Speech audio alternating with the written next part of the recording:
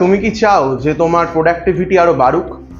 তুমি সারাদিন যে কাজকর্মগুলো করো তার চেয়েও আরো বেশি কাজকর্ম করতে এবং একটা পরিকল্পনার সাথে?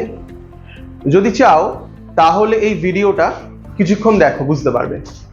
দেখো, আমাদের প্রথম যে প্রবলেমটা হয় সকালবেলা উঠে, সেটা হচ্ছে সারাদিন কি করব, কি পড়ব এবং কতটা পড়ব। এইটা ভাবতে ভাবতেই কিন্তু একটা বড় সময় আমাদের চলে যায়, আর দিন শেষে কিছুই করা হয়ে ওঠে না। এর জন্য তোমাদের প্রথম যেটা করতে হবে সেটা হচ্ছে তোমরা একদিনে কি করবে সেটা কিন্তু আগে থেকে রেডি রাখতে হবে। তো এই জন্য তোমরা একটা জিনিস করতে পারো। দেখো, এই যে জিনিসটা দেখছো, এইটাকে বলে স্টিকি নোট। তোমরা অনেকেই হয়তো দেখে থাকবে, অথবা এই ছোট ছোট ডায়েরিগুলো দেখেছো।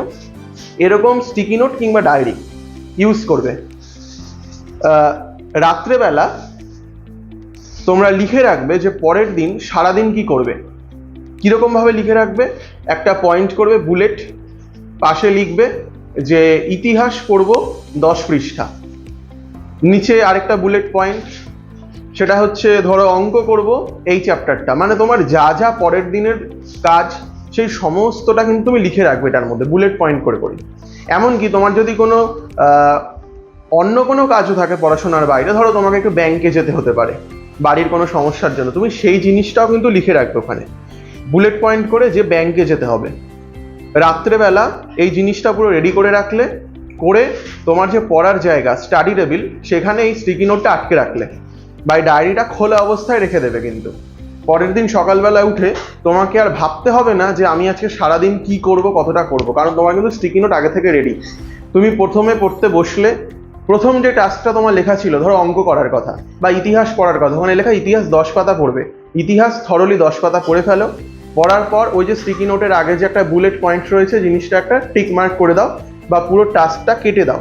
তার মানে তোমার ওই জিনিসটা কমপ্লিট হয়ে গেল। ধরো তুমি ব্যাংকে গেছো, তোমার সেই দিনের ওই কাজটা ছিল, ব্যাংক থেকে এসছো, স্টিকি নোট থেকে কথাটা লিখে দাও, এই কেটে দাও। তো এরকম যদি করতে পারো, দেখবে তোমাদের প্রোডাক্টিভিটি আরো বাড়বে। দেখবে বড় বড় যে কোনো মানুষ তারা কিন্তু এই স্টিকি নোট ইউজ করে এবং দিন শেষে তারা ডায়েরি রেখে, এবং প্রত্যেক দিন কিন্তু রাত্রেবেলা আবার পরের দিনের জিনিসটা কিন্তু তৈরি করে রাখতে হবে। আর তুমি যদি একদিনের স্টিকি নোট পুরোটা যদি কমপ্লিট করতে পারো, দেখবে তোমার নিজের মধ্যে একটা সুন্দর অনুভূতি হবে যে আমি আজকে সারা দিনটা খুব ভালো কাটালাম, কিছু কাজ করে কাটালাম, নষ্ট হলো না। তো এই পর্যন্ত এই ভিডিওটা। ভালো লাগলে লাইক, কমেন্ট, শেয়ার করে দিতে ভুলো না। আর যে বন্ধুদের এই ভিডিওগুলো লাগতে পারে তাদের মধ্যে ভিডিওটা শেয়ার করে দিও।